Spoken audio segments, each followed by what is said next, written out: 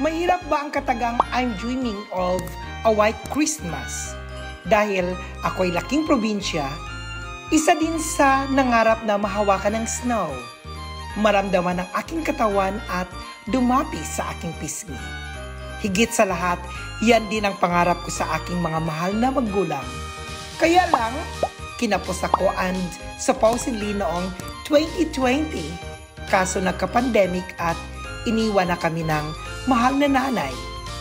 Ang tanging hiling ko lang kahit saang dako ng mundo basta may snow.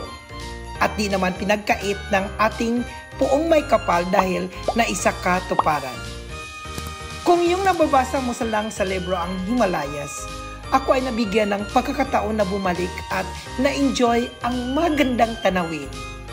Dahil isang buwan ako sa India, lahat na ito ay sa sipag at tiyaga.